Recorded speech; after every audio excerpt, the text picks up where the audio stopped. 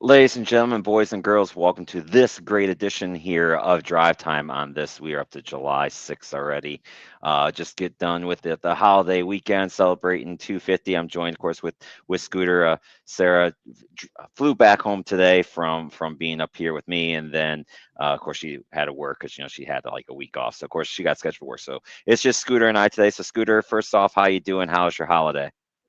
Oh, it was great. It was busy, but yeah, got outside. It was even hot outside. Got on the was in the Delaware Bay for the fireworks, the Lewis fireworks in Delaware. So that was really fun. And then the storms brewed through. So it was all in all great. July 4th, 250th American celebration. So Yeah, it was good times here too. Like, well, we had a lot of family in town because we did the what we call the Catlin I Do barbecue, where we celebrated three of my kids' weddings over the course of the last year, and had all the family in at one time. So they didn't have to come in for three separate different events, which was kind of nice for them, I'm sure. That and it was nice getting everyone together. But all of our events were outside, and needless to say, it was hot as hell out here. So, but everyone did well. So I'm glad to see that. And so it looks like, and of course, we got the scores up here too. But just before we went on air, in the World Cup, Spain just scored the first goal of the game against Portugal. And I think that was in stop time. And it looks like it has now officially gone final. So Spain survives against Portugal. And they will get the winner of the U.S. Belgium game, which we'll get into a little bit later on. But that game is now officially gone final. wow. So there we have it. So a little live breaking news here, and I'll update that here in a second. So I'm trying to get our little feed up here. So yeah, it's been a crazy holiday week, and I hope everyone enjoyed it. I know it's a different thoughts on this holiday for different reasons, and that's okay. But hopefully you still were able to get out and enjoy it with your family, like, and I know that we did. And it was good. We had a lot of family in from all over the place, so always nice having little family reunions when you get in your 50s and 60s, and it's not because it's of a funeral, you know what I mean? So it's nice when it's for something good.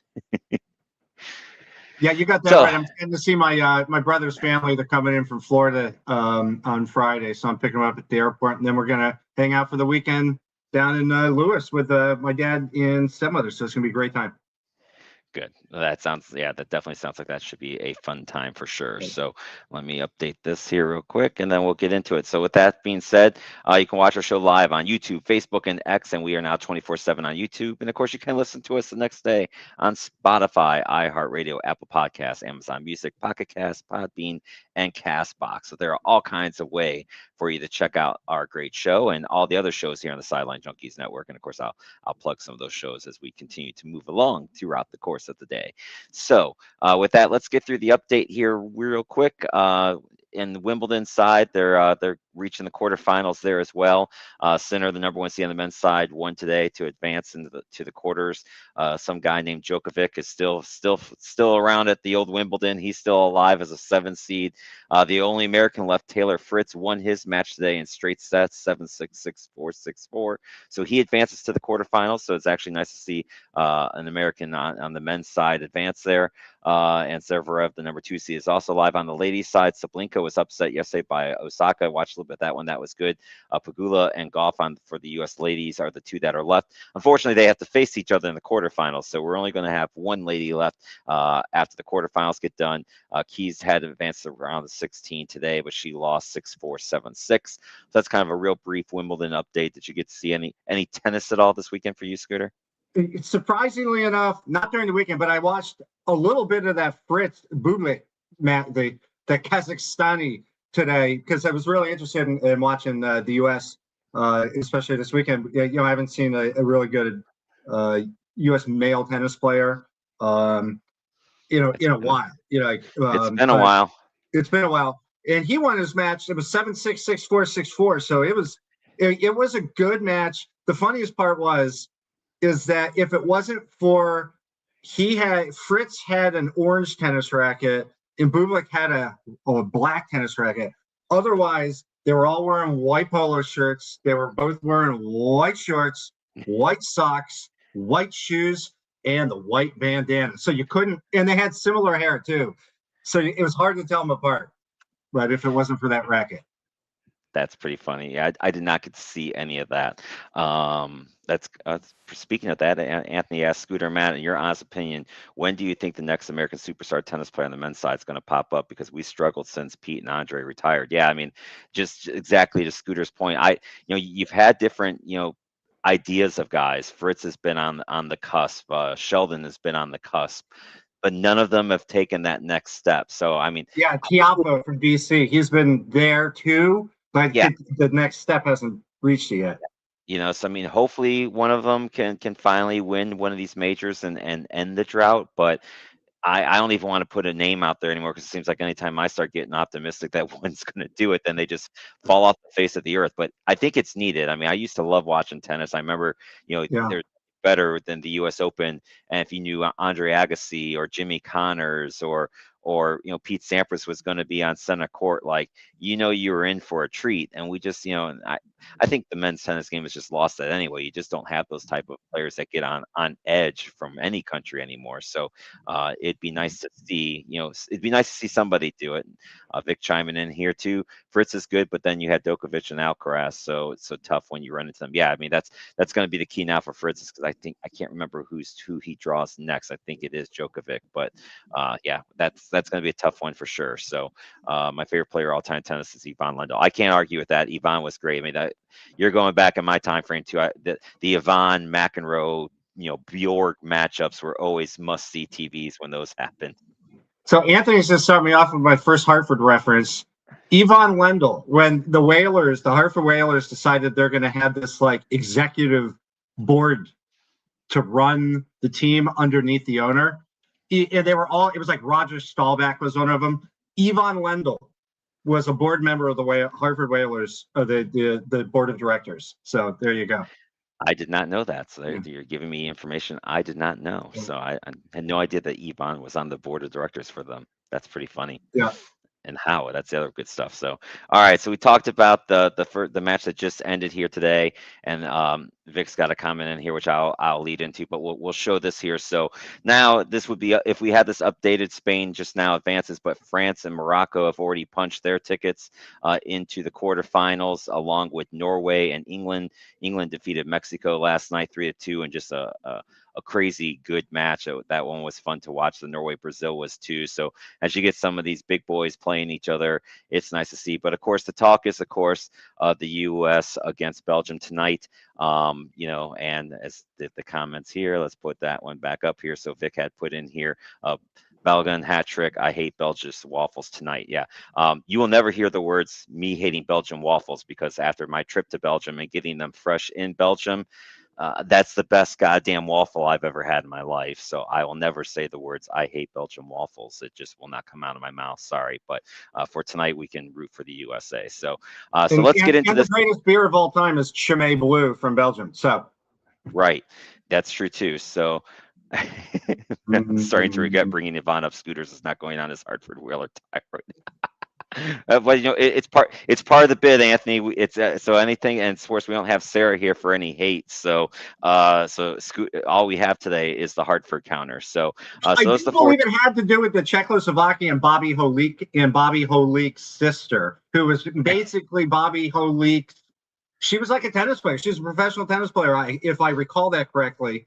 And as Ivan Lendl was from Czechoslovakia, and so I believe that's where that comes from. And Holik was on the team at the time, and his sister acted as his that agent. makes sense. Yeah, You can actually look it up. His sister actually, Holik couldn't get out of Czechoslovakia, so she during the draft, so she was there and donned his Hartford Whaler jersey. More stuff for her. I like that. That's a good one for sure. So, all right. So let's get into the controversy surrounding this night. We all know Balogun got the red card in the last game. That was controversial in and of itself, of whether or not it should be a red card. Scooter and I being more famous with NHL disciplines and what shouldn't be penalties. I think we felt that one for sure. But normally, when you get red cards, you are suspended for the next game. FIFA then comes out yesterday and says, nope, he does not have to serve the suspension during the World Cup, that they'll review it later and decide then. Now, where this gets controversial is, of course, that the president had chimed in on this, supposedly reached out to FIFA. So the way it kind of looks, worldly, which I get and understand. Whether or not it's accurate or not, I don't know, but it looks like, people are assuming that because Trump stepped in and asked, and the World Cup is here in the U.S., that's how the red card was able to get removed. I'd love to have somebody that's way better with soccer to know if there was any real basis for this or not. I asked one of my buddies, but I meant to ask him, then I forgot, and I wish I would have, because he'd be great to have on in the spot to kind of go over this a little bit more detail. But Scooter, let's start with this, and then I'll save my last little rant at the end here. So, what do you think of the whole decision of letting him play? Should he have got the red card in the first place? And that was a video reviewed red card. What are your thoughts on if it's cool or not cool? Well, I think if I have it all correctly, FIFA is saying that we make the determination whether we can do this or not. We're the ones who are the rule makers, and we can do whatever we want to. So then I believe that they basically, in the statements that they were saying, was they didn't believe that it should have been a red card. So therefore, we have come up with a determination to pull the red card back. I don't know if officially he's still, like, he has a red card on his record, or Right. if they changed it to a yellow card. I don't know how that all works, but I think that's sort of where that their determination was. Anthony putting in here no real basis for the red card to begin with, which I agree with. From what I saw of that play, and you compare it to other plays, it did not seem like it was red card worthy to begin with. But the bottom line is, usually once you have the red card, it also seems to be very difficult to then get it removed. Like, I think this is the first time that there's some section of the law that they use that's never, of course, been used before, which doesn't help anything either. I think what would have probably gone over a little better is if FIFA just would have made their decision without a certain somebody who is controversial, no matter what. Some people love what he has to say, some people hate everything that he has to say. I think if he wouldn't have chimed in on it, probably would be going over maybe a little bit better. But with the fact that the president had to speak out about it, I don't think it's helping the matter. As far as I don't think this is going away, is my point. If the U.S. wins this game tonight, I don't think it's going to go away of the fact that he, especially if he scores a goal that contributes to the U.S. winning this game, this isn't going away. Would you agree with that, Scooter? I mean, FIFA put out their statement out there, so I think that they're done with it and they're moving on. If the media wants to keep bringing it up or whatever they want to do with it, that's fine. It'll do its thing for a little bit, but it'll go away. The new shiny object, they'll find that one soon enough. So. Scooter pointed in, if we beat Belgium, would you rather face Portugal or Spain? Well, of course, Spain won today, so now it doesn't matter. You're facing Spain. And I'll be honest, regardless if you've been able to play or not, if we do beat Belgium, I don't see us beating Spain. I just honestly don't, unless we just have a really, really amazing game, and they do not play well. Which I mean, hey, from the last 20 minutes I watched, I don't know that Spain played particularly well today, but that might have been the get 'em game today instead of what happens there. Well, the one thing I can say is I'm happy when Team USA is not playing Ronaldo. Right. So that's always and he's been playing well. And and to bring him up is he's 41 years old. Is he going to be doing this in 4 years?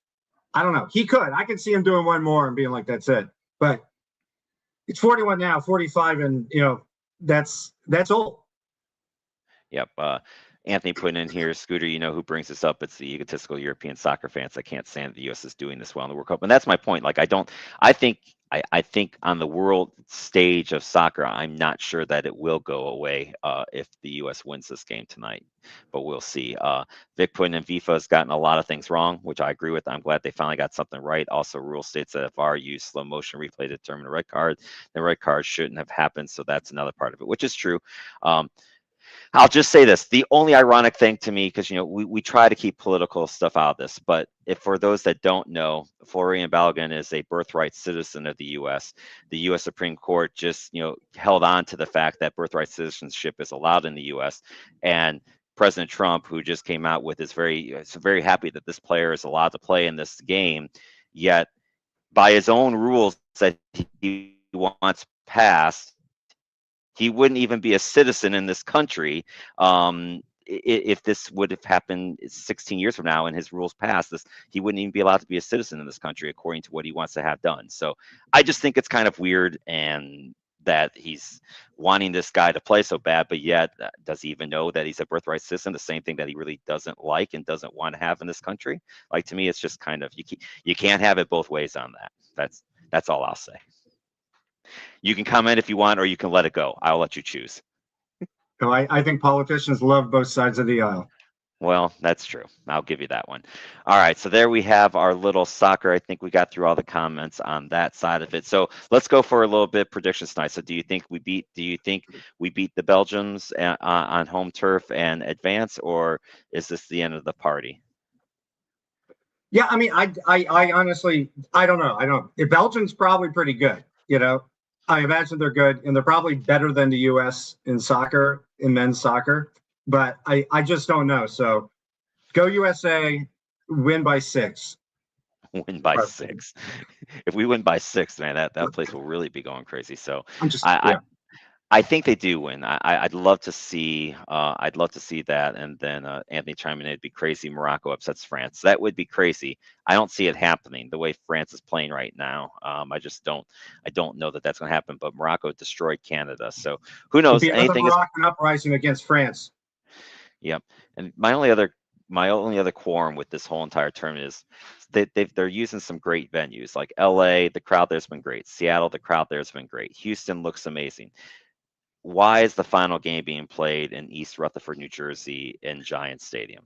Like, of all the beautiful places that they could be playing these games in, why did they pick that one for the final? I mean, I know what it is. It's New York, New York, baby.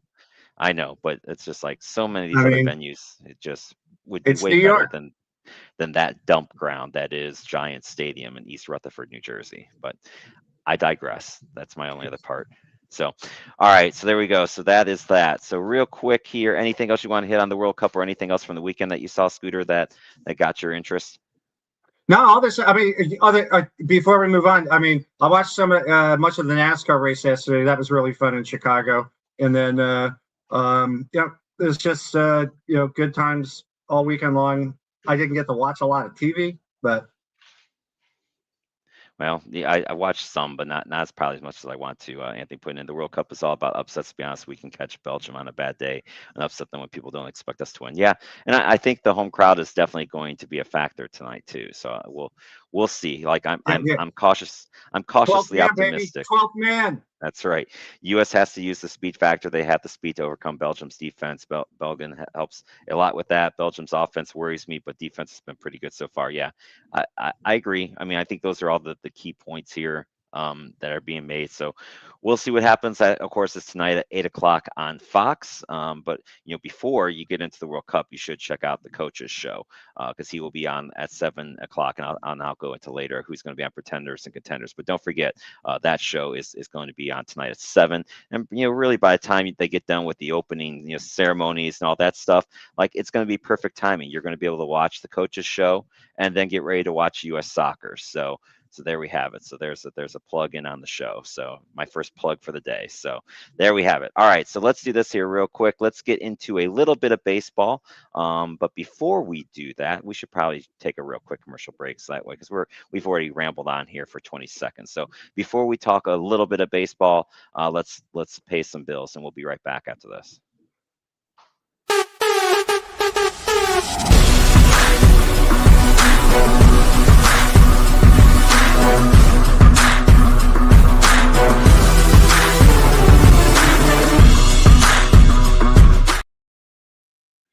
All right, so we're going to do a little bit of baseball this week. We'll have more time next week to get into some real fun with the baseball stuff, but because next week is going to be the All-Star break, and I always kind of feel like the All-Star break is where you can really start diving into what teams are looking like they're going to be in it for a while and what teams are falling out of it. But we'll still pull up the standings here and take a look at where we're at, because it's been a while since we've done this with all the craziness in the NHL going on.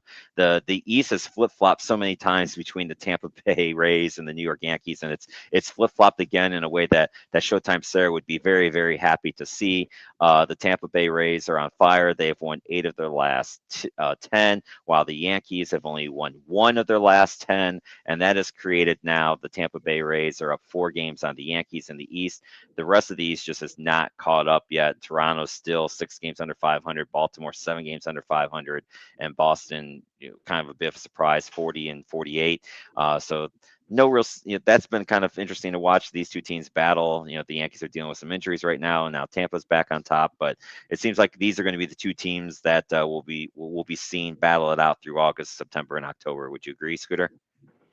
Yeah, I do, and I think don't, strangely enough, don't count out the Red Sox just yet either. So, I mean, crazy things have happened. They're 8-2 right now. They swept the Yankees. That's one of the 9 losses the Yankees have. I think they 3 of them were to the Red Sox. So that was the Yankees are in a little trouble right now without their big men. So. Yep.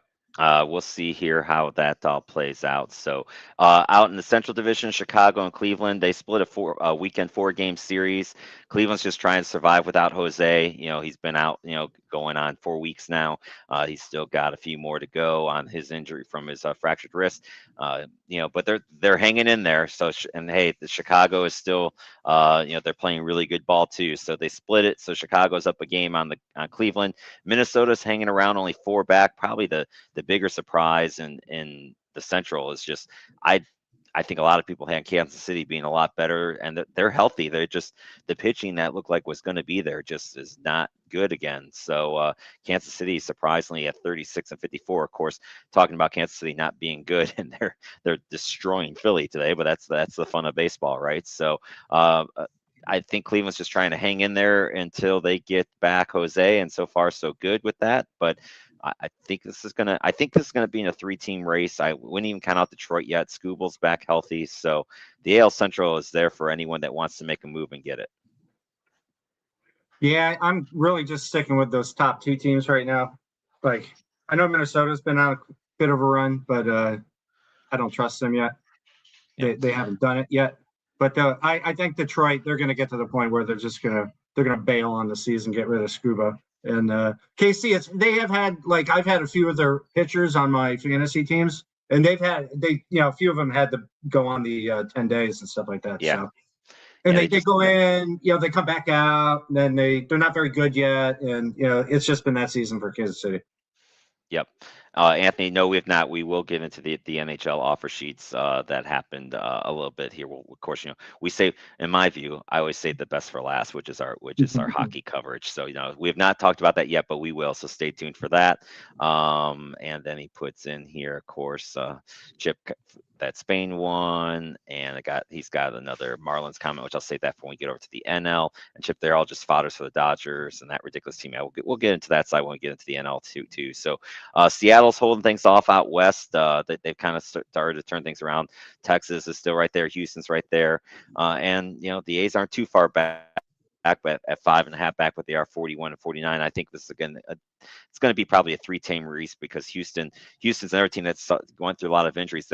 They're hitting the cover off the ball. They've had tough time with the pitching, and the pitching's starting to come around a little bit. They get the pitching figured out. Houston's going to be right there in it, so it's going to be fun out west. Would you agree? I do, and I was watching a game last week with the Athletics baseball organization. And that was a cool little stadium they got there right there in Sacramento. But I do love the fact they are just the Athletics. Right. Although I everywhere. It's just it's not the Sacramento, it's not the Las Vegas, it's the Athletics. Yeah, I know. It's just funny. I like it. I dig it. But it's cool, but it annoys me just because they should still be in Oakland, but that's a whole another can of worms for a different day. So in the NL, we will talk about what Anthony put up here. I'm shocked, to be honest, my Marlins are only a half a game back of the 3rd wild card, but I think we're going to come back down to earth and be under 500 by the deadline. I don't know. I like your team a lot. I think they're starting to show in it. Hey, it doesn't hurt that Atlanta's come down a little bit. The Phillies are playing well. Of course, like I said, they're getting waxed today by Kansas City, but that happens. But they're still 10 games over 500 when they were 10 games under 500 when they made the managerial move. It is, but it is looking good. And hey, the Nats are still hanging around there too. But I don't know. Miami seems, we talked about them kind of being a little sleeper team, and they're 7 games over 500 now. So, and you got advantage of just I don't know what the hell's going on with the Mets. They're the only team that spends money but can't seem to get wins out of it like the Dodgers do, which I don't mind. I like it, but it's very interesting to say the least of what's going on in the East. So, do you think Atlanta's going to find another gear here again, or is this going to be a 2-3, hell, maybe a 14 race with the Nats staying alive? Yeah, I mean, I think right now it's a 14 race. I don't know if the Nats or the Dolphins, the Marlins are going to win, the division, but I can see the two of them getting into the wild cards, because they're right there. Like Anthony was saying, I mean, they're basically like the Marlins are like 0.08% out of the wild card right now, and the Nats are like 2.5 games out. So, and as long as the Nats keep scoring runs, they're going to be good. They got to hold down on the 11-run games also that they give Right. up. But I mean, they're just blowing it away on, CJ Abrams made he's a starter. He's doing things people haven't done since the 60s. What's his name? James Wood is just crushing baseballs everywhere. So they have a good team. No, they should not trade CJ, but they have a really good team. They need pitching, and I can see them making a move or two to bring pitching in. So Yep. that whole Detroit thing, that would be interesting, because this wouldn't be the first time the Nats brought in a guy from Detroit. That's true. And the last time it worked out pretty well for you guys too. So you never, hopefully that works out again. From talking about Seattle, what's Cal Raleigh's stat line? It's not good, Midnight Rider. He's batting 164, 9 homers, 28 RBIs, and an OPS of 573. So how the wheels have fallen off of one Cal Raleigh is pretty amazing. And yet, despite that, Seattle's hanging in there. They're in first place. So Chip point out here the Mets bashing around there is hilarious and brutal. I'm sure it is. I'm sure it is just as much fun as when the Browns are losing here in Cleveland. That is always good times for sure. Milwaukee's starting to pull away in the Central. Remember, we had the Central Division when everyone was winning and everyone was above 500. Since he's kind of come back down to the earth a little bit, Pittsburgh's been up and down, which is typical Pittsburgh stuff. But you got the Milwaukee just trying to start pulling away, and Milwaukee's just another one of those mid-market teams you just always expect, okay, this is the year we're going to see Milwaukee fall off. And then you look at the division, you look at the race 88 games in, and they're in first place by 6 games. Pitching, and hitting, they got everything going on right now. They do. They're the best team in baseball. Yeah. The question will be, well, are they the best team in baseball, or is it the LA Dodgers? Because technically they are at 648, so the Dodgers are slightly better. They're running away with the West. There's just Arizona and San Diego have fallen off completely. The Giants, who I thought might be a neat little story this year, are not a neat little story this year. So this is clearly the Dodgers division. It's just a question of when do they wrap it up, in August or September, because it looks like that's when this thing is going to be done. Yeah, I mean the Dodgers are the Dodgers. I mean they're a great team, and then they should be worrying about the playoffs, what they're going to do. So we should actually look at how they're going to make their team better, and then it should be seen how what does Philadelphia do, because I really do think that those are the Milwaukee too, of course, but I think that the Phillies are made for the playoffs. The Dodgers are made for the regular season and the playoffs. Agree. Midnight saying he knows a guy who said Cal will struggle. I wonder what guy he could be talking about. I don't know. I don't know who he could be referencing. I think he goes by Midnight Rider or something like that. I don't know. That name rings a bell, something like that. So the NL wild card race, though, it's going to be fun. You got Philly, Miami, Washington, Chicago, St. Louis, and Pittsburgh, all going to be in the hunt. And next week's show, like I said, we'll start diving into some player stats and some more team stats next week, because the hockey stuff will finally have kind of start to calm down a little bit. We've got a lot of hockey still to get into. So any thoughts on the baseball stuff? Speaking before we get into the hockey stuff, any last little minute, any last baseball thoughts before we dive into our hockey stuff? No, just looking for the break coming up soon. Looking forward to the All-Star break, so that should be fun. Home Run Derby coming up, but I think the All-Star games can be really good this year. Anthony putting in here. I don't think the Dodgers get the #1 overall spot like people think. I think it's going to be Milwaukee.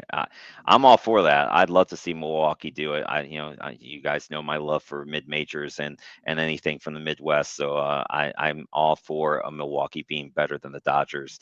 But we'll see. And ultimately, I don't know that the Dodgers care what seed they're going to be. They're going to care about. I don't think they really care if they're at home or on the road with that team, and it may not matter come October baseball. So if they have to go to Milwaukee to win the game, I think they'll feel pretty confident about themselves of being able to do that. Unfortunately, so all right, let's do this here real quick. So And there let's is take in a real. this area. I'm sorry, just to add on Yep, one go more ahead. thing with this All-Star game in this area. Fire away. The All-Star game is in Philadelphia, so they're already talking about it. So it's getting big. Yeah, the All-Star games are fun when they're in your town. Like it was here in Cleveland a few years ago. We didn't go to the game, but we went to a couple of festivities downtown. It's a good time when you got everyone in town for Yeah. it. So always fun. So all right, let's take this real quick break and then let's get into the NHL free agency because our show went till only 2 o'clock, and of course right after the show ended, we had a few late breaking trades, a few late breaking signings. So let's recap what all happened with our free agents and where things were, the trades and all that good stuff, and we will do that right after this break.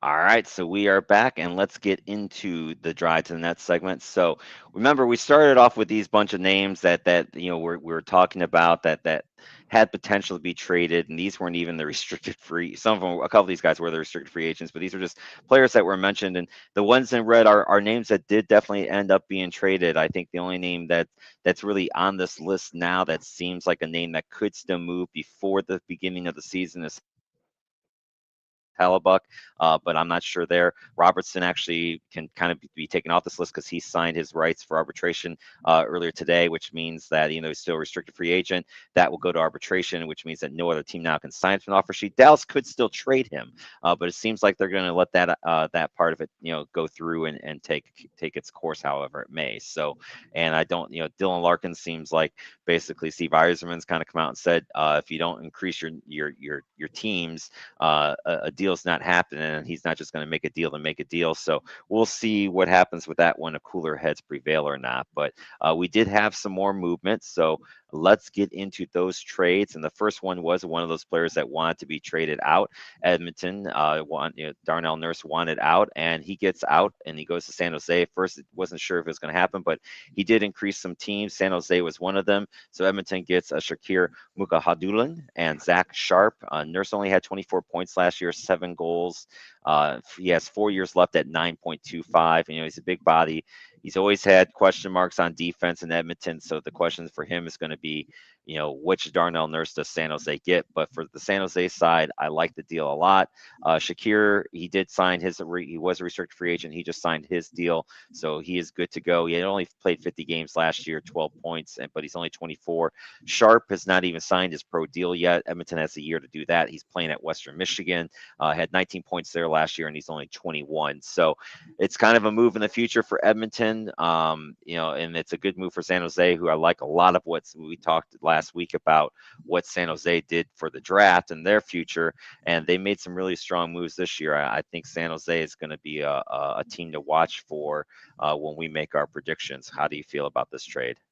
Yeah, I think Mike Greer, he's trying to build upon what they just did last year, and then bringing in Nurse, who can play some defense. He's an experienced player. It's good to have on that San Jose team that needs a little of that.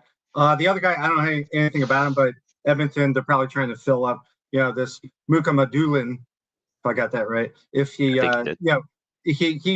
they may have him immediately in Edmonton, but obviously Sharp needs a sign, so he's probably 2-3 years away. So it's good for the young movement for them. They need to fill that younger side up. Yeah, Shakir's deal was a one-way deal, which means that he's going to be in Edmonton next year for sure because it was not a two-way contract that he signed there. Yeah, so that makes sense. Yeah. So he will definitely be there for sure. But it is it's a rare in division trade. You don't usually see teams in the same division. They usually, if they're going to send him off, they try to send him off somewhere different. So we'll see how it goes. I like it for San Jose. I think it's a good one. Then there are a lot of move involving the New York Rangers after we went off the air. The first one was they did send off Vinny Trocheck, which this deal has been rumored. Been rumored that they were trying to send off Vinny from last year.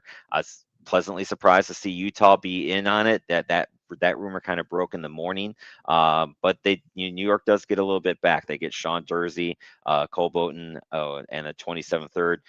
Vinny was 32. He's got 53 points last year, 16 goals. He is a center. He does well on draws. He's going to be on the power play for Utah. Utah did struggle a little bit last year on the power play, so this should help them with that. He still has 3 years left at 5.62. 631 career points with 239 goals and 868 games for Florida, Carolina, and the Rangers. New York gets Dursey back. He's 27. He's got 144 points at 302 with 3 teams. Had 27 last year for Utah. He's got a year left on his deal. Bowden, though, is the star of this thing. He's only 20. He had 88 points in the OHL last year, so he was one of the top prospects in the Utah system. And he's likely going to make the Ranger team this year. He has signed his entry-level deal, so I think you're going to see him make the Rangers squad this year, and it will be interesting to see. He's one of the top prospects, so it's going to be interesting to see how that all plays out. So this is one of those, I think, you have to wait to see on the New York side. I like it for Utah's side. I think they're trying to take that next rung of making the playoffs and now getting up that next level with the Vegases and the Colorados and the Minnesotas and the Dallases. I think this deal helps them. How do you feel about it? Yeah, I think it helps both because Utah gets Trocheck. This could secure their playoff position. It could have last year if he was on that team, and so this year it could definitely, because he is a top-notch leader. He's the associate captain type player that any team like Utah, young team that's decent, needs. Now New York, and it looks like with this Chris Drury, he's trying to go all young, right? We're going to move out the old Trocheck. We're going to get these young guys in a third-round pick. So it looks like he's doing the youth movement. Looks like it was. Maybe could have been. Right. He's doing the but youth. Then, okay, that's what he's doing. But then he makes another move and he gets Marcus Pettersson from the Vancouver, another one of these players that Vancouver's been trying to move. So this is one of the deal, and they give up with a 30 first round pick in 2030. But Pettersson, down year last year, only had 18 points. But again, he's on a bad team with being on Vancouver. I don't know if I'm going to judge anyone's stats from Vancouver last year or not. He just signed his 6-year deal though, so he's still got 5 years left at $5.5 million. He's a solid defensive guy, but he's not a big scorer, But I think, look, the Rangers had problems last year on defense and helping out Igor in goal. I think this is a good guy to try to fix this. But then, of course, on the other side of this, they bring in a D. So by bringing in a D, they had to send out a D, and they send out Will Borgen to Boston for a conditional second in 2028. Borgen, another one of these, he only had 29 points to 75 games last year with 15 points and 5 goals. He's a solid D guy, but had a rough year in New York, so maybe the change will do him good. Of course, the Rangers are going to be one of the teams that we talk about later. We have 5 teams that we are going to break down their moves, and we're doing that by reverse point standings and where the Rangers stood. So we'll get into a little bit more of that side of it. But overall, what do you think of these trades that the Rangers made? Basically, it's like they're trading. They shipped out Borgen to get Pettersson. Is really the way I look at it. Yeah, and we are talking about Vancouver also later, so it's interesting. Yes. It's 2 teams that we're talking about makes this trade. So I think it's really good for New York to do that because now they move in a defenseman they need. What are we going to get for this guy? We're going to have him for 5 years. Take our 2030 first-round draft pick. It's all good. And so we'll get into why Vancouver did that. When we get to Vancouver. So there's actually reasoning why they do that, and it has everything to do with Ryan Johnson and the Sedin brothers. But the Rangers did get better, and you got to ship something out. So you ship something out.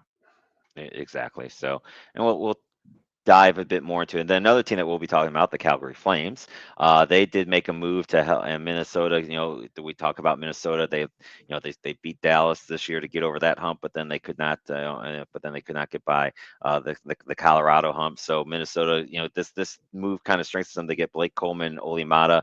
They only have to give up Jake Middleton. Now they do give up a ton of draft picks. They give up 3 of them, 27, a third rounder next year, a fourth round of 28, and then a second round of 29. So none that are particularly that high up, but still they're giving up 3 picks for him. So Coleman had 35 points with 20 goals last year. He's got 1 year left at 4.9. A pretty solid player, 325 points in 693 games. Oli Mata, he's 31. He only played in 43 games last year for Calgary. He was hurt a bit. He's got 2 years left, but he has some physicality back there. And they only have to give up Middleton, which basically I think was just a throw in for Calgary to have a defensive guy back. He's 30, 16 points last year. He's got 3 years left at 4.35. So he's an okay guy coming back, but it's not. The Calgary didn't make this deal for getting Jake Middleton back. They made this deal for the picks to try to keep getting more and more picks for these later years for them, I feel like.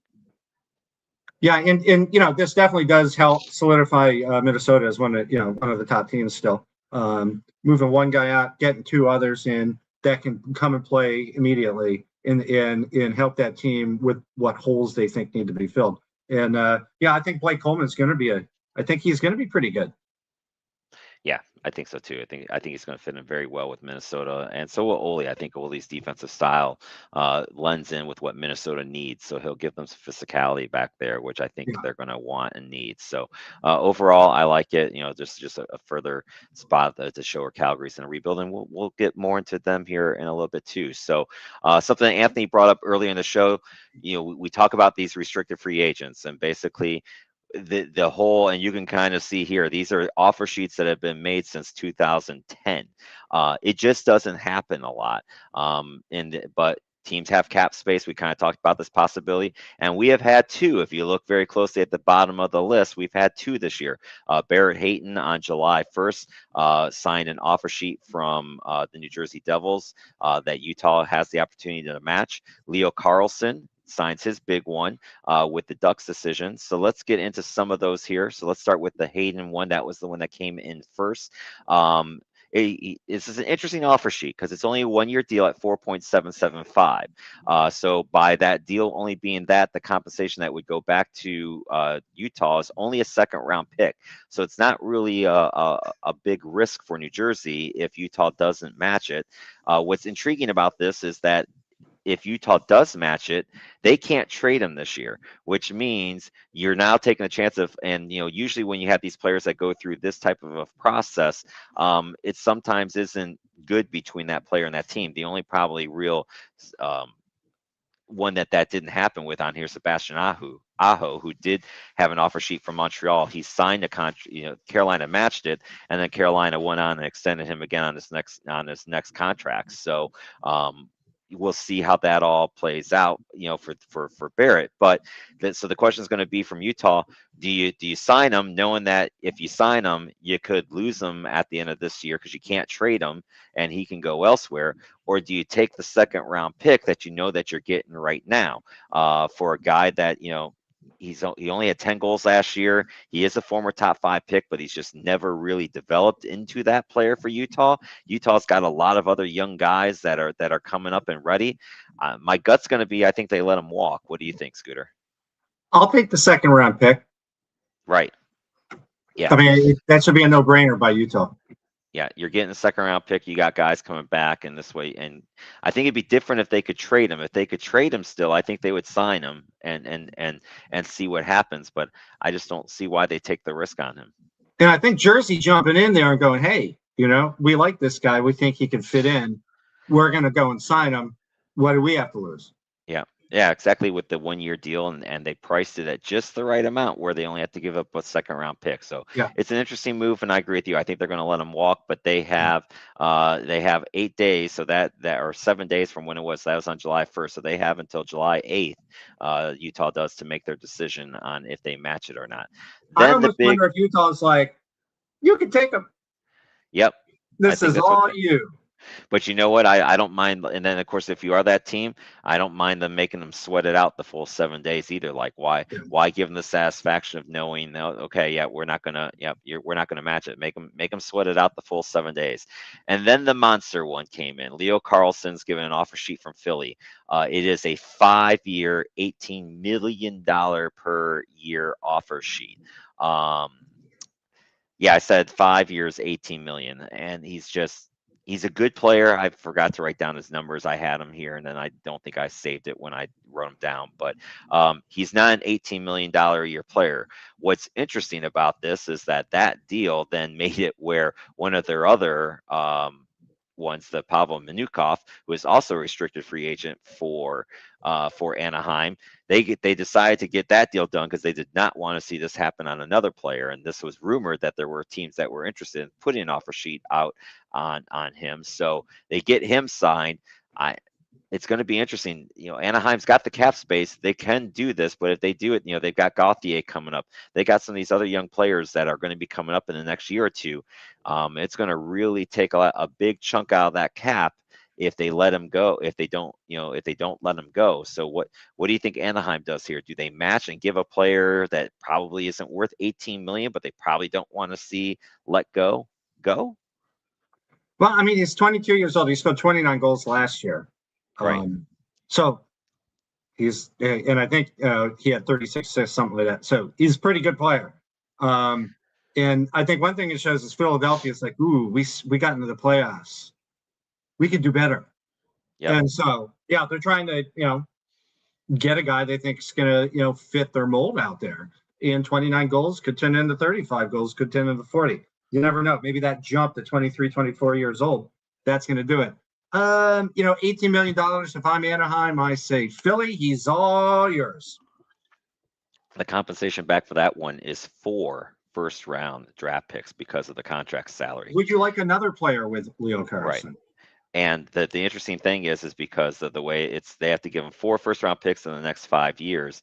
And Anaheim is protesting, saying that because they signed him to an 18 million, which there has the threshold, I think only went up to like 15, because I don't think anyone was expecting an $18 million threshold. They're trying to plead to the league to get a 5th first round pick out of it, which if they're pleading to the league that way, it leads me to believe they have no expectations of matching this, and I think they're going to let him go. But I think they're trying to weasel another pick out of it. So we'll see. I doubt that that's going to fly for the league, because the team has to know in advance of what they're going to have to give up to get a player, and there's a big difference between 4 first round picks and 5 first round picks. So I mean, they should almost offer Philadelphia another draft pick just for doing this.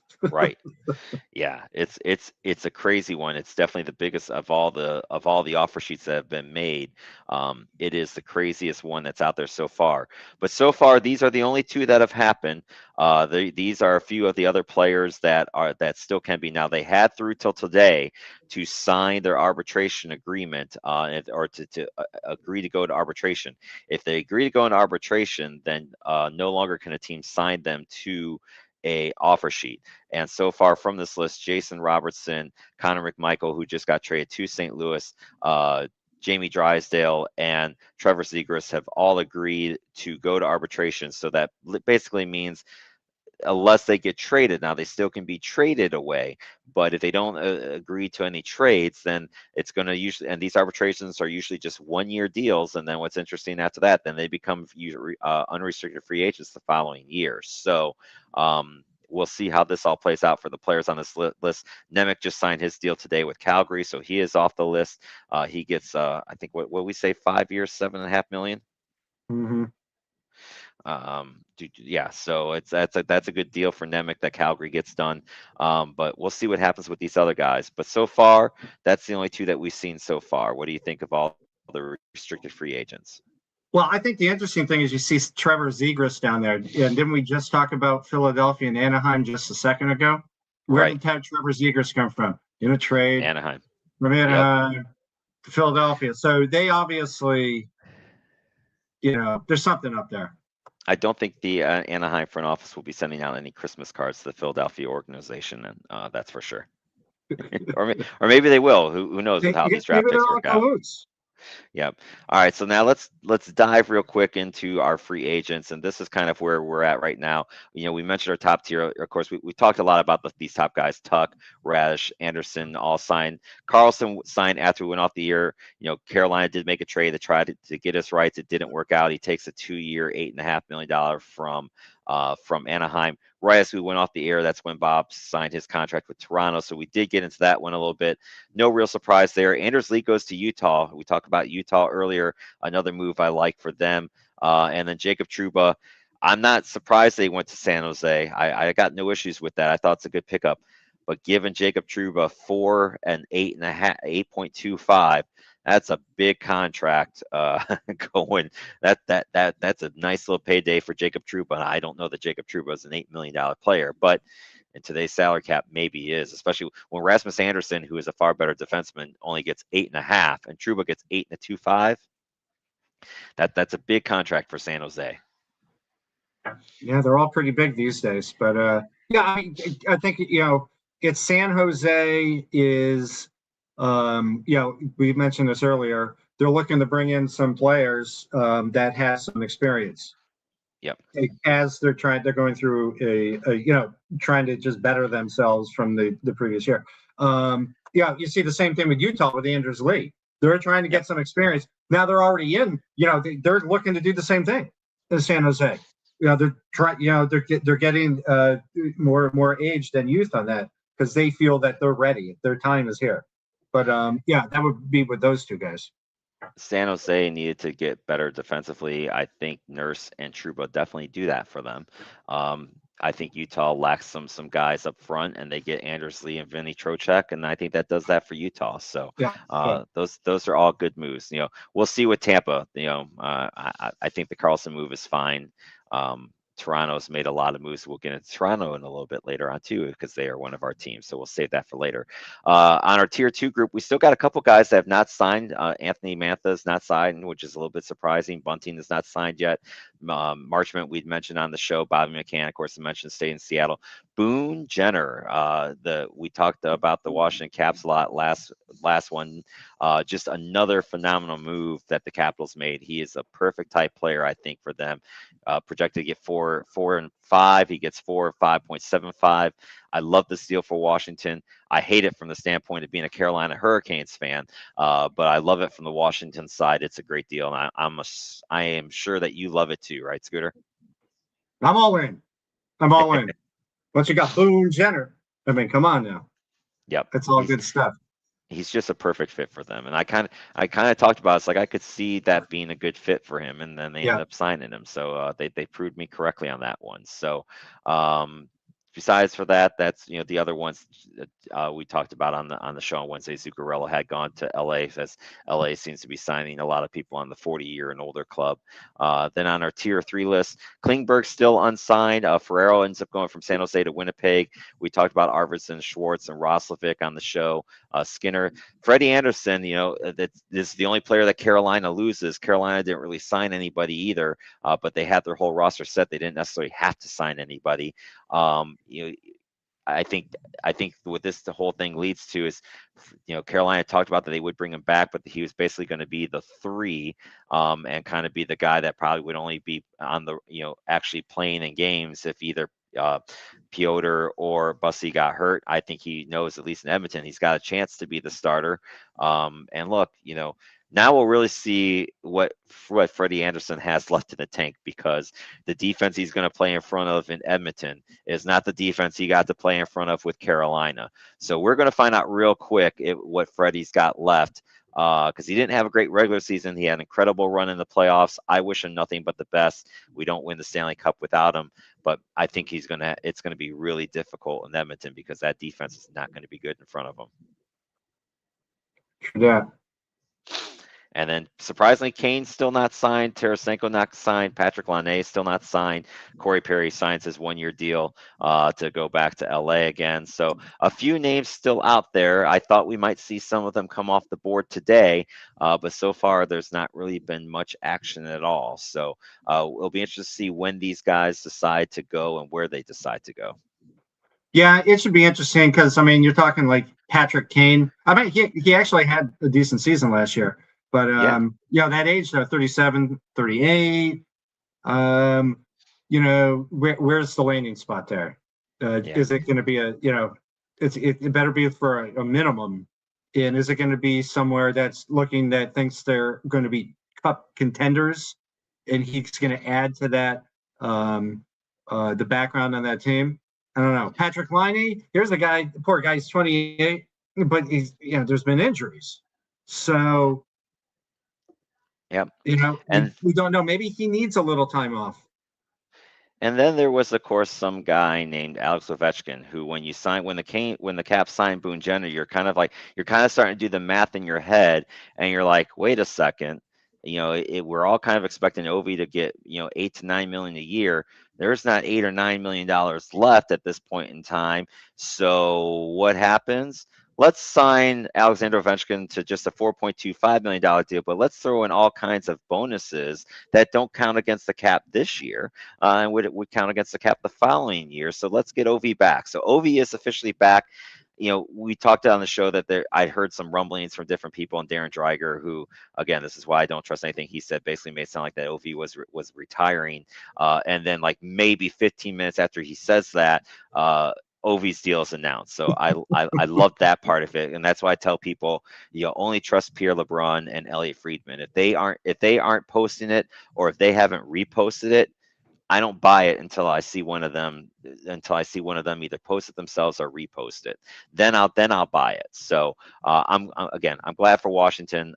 It's good for the league that Ovi's back for one more year. Well, the dude scored 33 goals last year, so obviously he can play. And if you watch him, I guess he's down to 18 minutes a game.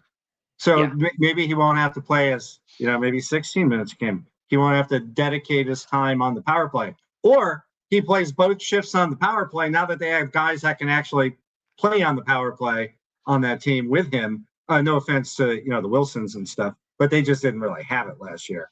This year they're loaded with guys that can score. So maybe he stays out there for a 2-minute shift on the power play like he's been doing his entire career. I agree. So that it's going to be fun to see, and like it's good for the league. It's just better for the league that Ovi's in it. So there's where we're at free agency wise. So now with that, we're going to start our teams, and we're going to do 5 teams. We're going to do Vancouver, Chicago, Calgary, the Rangers, and Toronto. But before we dive into that, let's take one last quick little commercial break, and then we will be right back.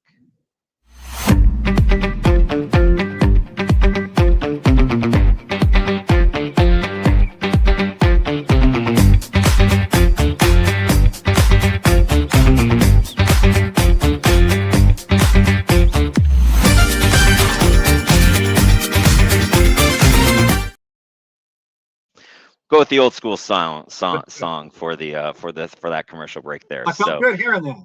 I know, right? So it's always good to bring back the classics, The classics, the catcher. All right, so here's how we're going to do this. So the order has been made by this. I took the standings of points, and we're going to go from the team with the least amount of points all the way back up to the top. We're going to do about 5 or 6 teams a week until we end up, and I try to do this so that way we end basically in August, because I wanted this to be done by August, because I know a certain other sport starts up on Labor Day weekend with college football and the NFL. So I want to be done so that way we've got the full month to enjoy what's going to be the NBA or the NBA, the Major League Baseball playoff run, and then of course the start of college football and the NFL. So with that said, that's kind of why we're starting this week. So our first team up is the Vancouver Canucks. They finished 25, 49, and 8 last year for 58 points. They were the worst team in the NHL by 14 points. So you got teams 29 and above these guys were 14 points less than. So they were by far the worst team in the NHL last year, not even close to anyone else. And if you're a Vancouver Canucks fan, I got bad news for you. They lost 5 players. Niels Hoglander, Teddy Bluger goes to Toronto, Curtis Douglas, and Marcus Pettersson, of course, the trade that we just talked about before. Their only real adds are Jamie Osalis, that came over from San Jose, and Luke Shen, who is needless to say, at the twilight of his career. He started in Vancouver, so he's going back there, and Paul Cotter. They do have a new coach in Manny Malhotra. They did draft Manny Malhotra's kid, which was a good story that we talked about last year. But my honest opinions are this. If you're expecting this team to be, I mean, look, it's hard to be worse than 58 points. I imagine that they'll probably maybe squeak out a couple more points, but I'm not feeling it for Vancouver. Scooter, do you have any reason for any Vancouver Canucks fans that may be watching or listening to have any sense of optimism for next year? For next year, absolutely zero. They may lose less. They may lose more games next year than they've done this year. However, I'm going to put the brakes on this. Within a few years, the owner Aquilini, he went in, like you said, they got Manny Malhotra, the new head coach, but he went in and also put the Sedin brothers as co-presidents of the team, and he also brought in Ryan Johnson to be their general manager this year. So they're really rolling it over. And what they're doing is they're bringing in really good hockey minds, and they're bringing in a new culture into the room, if you will. And as you saw with that Ranger trade, they got a pick in 2030. First round pick in 2030. So you see that they traded a decent player for that. So you can see they know they're not going to do well next year. And, bringing in Alexiak and Shen, they're bringing those guys in. They're older. They're going to be a part of that, the nucleus to begin with. So that's just how it goes. It's a long-term rebuild, and at least they're doing it the correct way. They changed everything. They brought in hockey minds, and they said, this is a long-term deal. It's not going to be next year. So it's a sit back, relax, and you'll get back there, Canuck fans. Yeah, I'm in agreement with you on this one. There's clearly a long-term process that Vancouver now has started in place. It's going to take a year or two or three to really kind of see where it goes for them. The question is going to be is, will the fan base, give this team, give the GM, give the coach that opportunity and time, and look, Vancouver kind of gets screwed. Like you're 14 points from the worst team. They probably should have had the number one pick instead of Toronto somehow figuring out a way to get it. But it is what it is, and then they don't even get the second pick. So the two real studs of this draft that could have probably really helped, infuse that run, they don't get their hands on, and not that, I'm sure they're happy to have Malhotra's kid. I think that's a neat story for them, but it's not McKenna, and it's not the other guy that I'm drawing a blank on, but we'll come up with him later. So, so we'll see how it goes. I'm in agreement with you. It's going to be wild for Vancouver. But I'm not mad at them. Like, no. I don't put them in my, they're not in a hot seat. No one's getting fired. They know that, and that's good. I like what they're doing. Agree.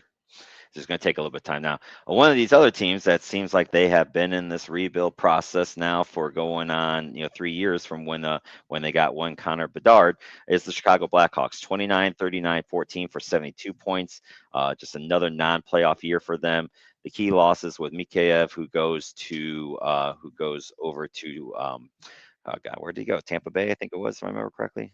Yeah, it was Tampa Bay that he goes down to, and then they add Bowen Byram, and not that the next two names are anything really worth adding. Ian Cole and Cole Smith are their big adds. So, Byram's nice on the back end. I don't mind it. They retread another coach as well, and Jeff Blashill. So, we'll see.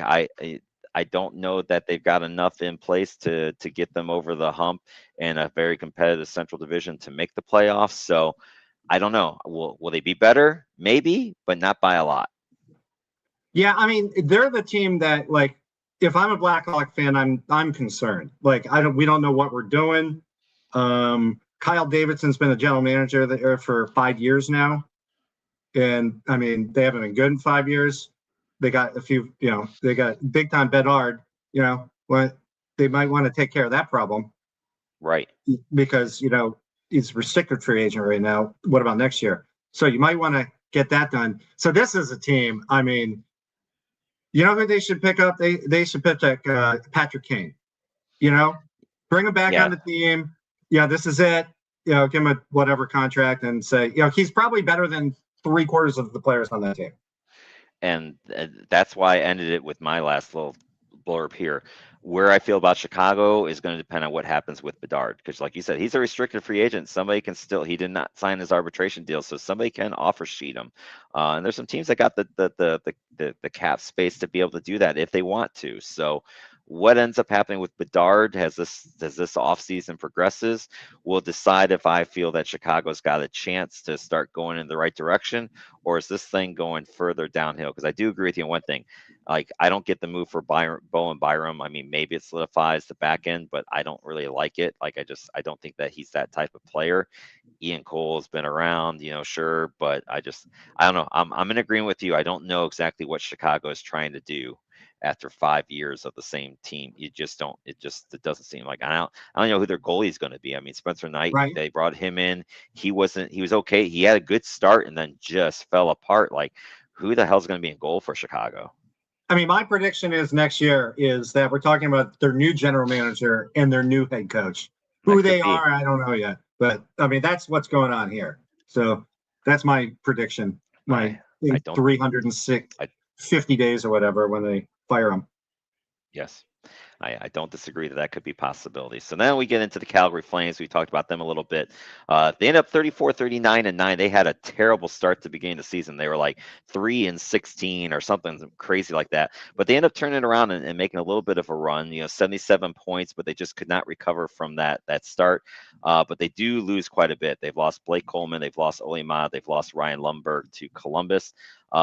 Their only real add is getting Nemec from New Jersey, who they did get his offer sheet done. So he's signed in there. So again, it's another year for Calgary with more out than in. Last year I really thought this team had a chance to be a maybe a playoff team. I am not saying that this year. You talked about Chicago. This is kind of another team I'm putting in that same breath of, I just don't know exactly what way Calgary's trying to go. Right. I mean, Craig Conroy has been there for several years as their general manager.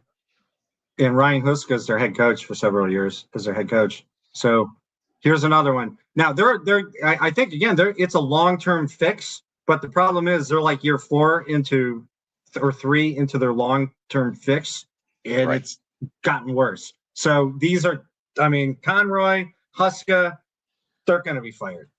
Yep. And plus, you look at, like, they had Vladar in goal. They ship him out to Philly. He finds his game and gets Philly into the playoffs. Like, that's never good for a team when you ship out a guy and then all of a sudden, and I don't think he was terrible for Calgary, but you ship out a guy and then you watch him win 40, watch him win 30 games for another team. That's the kind of stuff that can get you fired too. So I think it's going to be a very short leash in Calgary for this year for sure. Yeah. Then we get to the two teams that made a lot of moves. Are they better or not? We'll see, but we'll start with the New York Rangers, 34-39-9, 77 points, which again shows you how close it is from 28 to 16 point wise. It just was kind of crazy with how the bottom part of the division and stuff like that was right there. So it's interesting to say the least. So let's get into some of the moves that they made. Of course, they lost Vinny Trocheck, Jonathan Quick, who retired, and Will Borgen. Then they bring in Pavel Doriev from Vegas, which I do like that move. They bring in Oliver Bjorkstrand. I like that one. Pettersson, we've already talked about. They bring in a new backup goalie, Jonas Corposello, who's been around the league. A solid NHL goalie. He's not flashy. He's going to win some games. He's going to lose some games, but you're not sitting there going, oh my God, we just can never put him in net and give Igor a break. So I don't mind that. I kind of view him and where Quick was at the end of his career is kind of the same. So I'll ask you, do you think, on paper, it feels like the Rangers should be better? And, my gut is going to be, though, that Mike Sullivan is going to be on a very, very, went too far. Mike Sullivan's going to be on a very, very hot seat. I don't think he's going to have a long time to show that this team is better than what it was last year. Well, I mean, anytime you're a head coach of a team at Madison Square Garden, basketball, hockey, you're always under the lights there. I mean, it doesn't matter. Like, Keenan sucks. Mike Keenan's the greatest coach ever. It's Right. just it's constant there. Good thing is like Sullivan in Drury. At least Drury did this whole like I'm going to fall on the sword last year. We're going to redo this whole thing. So this is his chance to redo the whole thing. Now it's good. Sullivan made that deal to get Peterson, right? So they Right. played. They worked together in Pittsburgh. They did. They were together for a while. So he knows exactly. Peterson knows exactly what Sullivan's trying to do up there, and bringing in some of these. This is one of those. Okay, like if New York Ranger fans expect them to get to the conference finals next year, they've been smoking something we all want to smoke. Yeah. But if they make the playoffs, if they make the playoffs, that is a successful season. Even if they get close to making the playoffs, but they're going to want to try to make the playoffs. And I think that Drury's probably not done yet, and we'll see where they go from there. The biggest stuff for the Rangers to deal with is probably the division that they're in, because Washington, which we'll talk about them later as we continue the series, got a lot better. Philly seems to be up and coming, and especially if they end up getting Carlson, they're going to be a lot better. So the question is going to be and Carolina, they're the defending Stanley Cup champions. They didn't have to make any moves. They didn't lose anybody from which is rare. Normally, a Stanley Cup champion team gets, they lose 3 or 4 guys, and Carolina had all those key guys signed. So yeah, they're all signed up, so you don't have to worry. Yeah, they feel pretty good about rolling that. So that's going to be the big question: is have the Rangers gotten good enough in a really, really tough division? I don't know. That's what I mean. Like, I think these moves, I think they should, on paper, they should be better, but the Rangers probably shouldn't have been 34, 39, and 9 this year either. So we'll see. And then the last team, kind of similar to this team that we just talked about, 32, 36, and 14, the Toronto Maple Leafs. They had 78 points. Of course, somehow they won the lottery. They took Gavin McKenna, who has signed his entry-level deal. They did lose Nick Robertson, Mateus Maselli, and Joseph Wall, who looked like was going to be their goalie moving forward. They give Darren Radish a lot of money. Then they signed Sergei Bobrovsky, Jack Roslovic, Colton Sissons, and Teddy Bluger. How much money has the Toronto Maple Leafs spent this free agency? $60 million. This free agency period is what Toronto has spent on this lineup and roster. So again, this is another one of those on paper, feels like it should be better, but what Sergei Bobrovsky are they getting? Are they getting primetime Sergei Bobrovsky, or are they getting the Sergei Bobrovsky from last year in Florida, which was not that good? And by the way, the defense in Toronto, even though you've added Radish, still isn't that great. So what he's going to have playing in front of him isn't what he had playing in front of him in Florida. That's for sure. So again, this is another one of those teams, and they also bring back another recycle coach. They bring in Jim Hiller. But again, it's Toronto. It's the #1 media source. The pressure is going to be on these guys to deliver, and we'll see what happens. I'm not optimistic that this is going to be. I think this has New York Mets potential of spending a lot of money but not seeing the results from it. What do you think, Scooter? Yeah, so this is interesting because they're more the puzzle, or the question on this. Like they just signed their general manager John Chayka, and then he goes and brings in Hiller. Okay, the thing about Chayka is he was it was like Arizona or something like that. He was the youngest general manager ever in the history of the NHL. Incidentally, he is now the youngest general manager in the NHL. Right. Which is interesting. That's how young he is. But he's actually been suspended by the league before for kind of nefarious little stupid things like that with Arizona. And Arizona got in a little trouble too. I think they lost like a 2nd round draft pick they were doing these things with kind of skirting NHL rules, if you will, about talking to players, that kind of thing. But so that's much, and he's a guy who trades. He was known to be a big trader back in his day in Phoenix. So we'll see how that works out. Still, I just don't know. Like, what are they like? They're one of those teams that should be there already, but then they clean house because they didn't do well last year, and so it's new management, new coaching. So I just don't know. Everything that says is it's probably going to turn out poor. Yeah. I agree, and look. I'll be honest with you. I kind of secretly like it when Toronto goes through this. They're kind of like my Mets fun, like Chip talked about earlier with the Mets, and it's fun watching that fan base disintegrate and go crazy. I like it when it happens for the Maple Leafs as well. So I'm all in for this being, ending terribly. And then, there's still the talk out there about Austin Matthews maybe getting Yeah. dealt, and we'll see if Yeah. that happens or not. But I think that'd be a bad move right now for Toronto. But we'll see how that all plays out. Now I don't So mind the players they brought in. So I think Chayka's on a good start. I don't I don't mind mind him. the I don't I just mind the I players they don't know what brought the in. It's entire just organization the is trying to do. the salary that they brought him in for is, I think, where you're gonna is what's interesting. I mean, Larosovic's a nice guy. He had a good rebound season, but is he worth 6 million a year? You know, is Bobrovsky worth 3 years and 7 million a year? I don't know. Radish, I don't think is worth 10, but like that's teams got the money. They had the money to spend and they spent it. That's for Premium sure. dollars for premium players. Right. So we'll see how this all plays out for Toronto. So there you have it. There is our first five teams. I did not have time. Work was just way too much. I did not get to update this screen because obviously we just finished that one. So on July 13th will be our next five teams, which you see down there on the bottom, which is going to be Seattle, Winnipeg, the Florida Panthers. I think that's going to be an interesting team to talk about. Ooh. The Nashville Predators and then the St. Louis Blues. So that's going to be on our show July 13th. Then July 20th, we'll take a little bit of a break from the hockey talk. This is going to be our combined show with the Pretenders and Contenders.